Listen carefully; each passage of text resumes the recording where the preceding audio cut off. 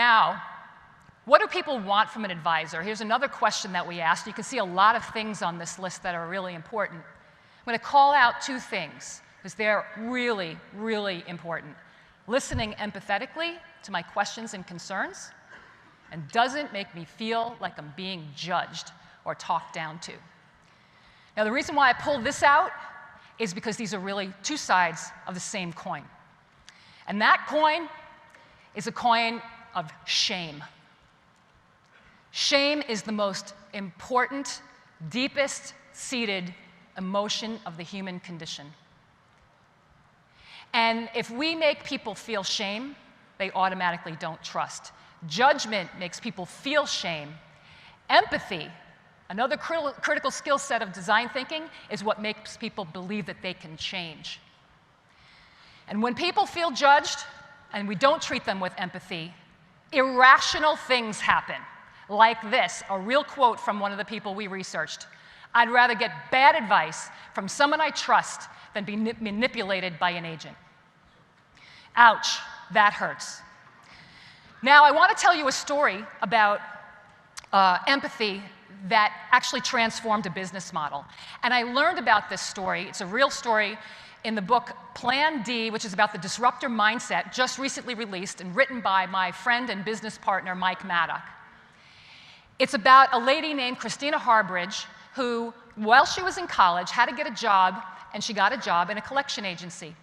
And that collection agency, she learned very quickly, was a place where people that she worked with were super nice in the lunchroom, but super mean on the phone.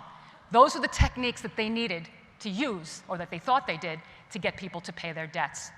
And then one day, a gentleman who had been called one too many times by this collection agency came in, storming into the office, crying, screaming, and cursing, and saying that he had a gun and that someone was going to die as a result of how he was made to feel. Christina answered the door. And then somehow or another, she had the presence of mind to empathize with him and said, hey, you know, you only have a problem that's money is your problem. Don't throw away your life on a felony conviction for people like me and my colleagues who mean nothing to you. And he stopped and he said, you're right. You mean nothing to me. You are nothing to me. And then he reached into his pocket, and just when she thought he was going to pull out a gun, he pulled out a checkbook, and he wrote a check for the amount that he owed, and he left. So that's not the end of the story. Christina realized right in that moment that something could transform. So she started her own collection agency, which was the first one of its kind to be nice to people. She noticed that 71% of people that were in debt were under amazing amounts of stress. So she spent 4 times as much as her competitors did on empathy training. She measures her success in thank you cards. How many does she get? The company results were off the charts.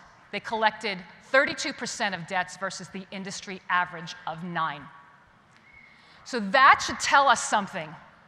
In a related space, when we can transform from judgment to empathy, business models can transform.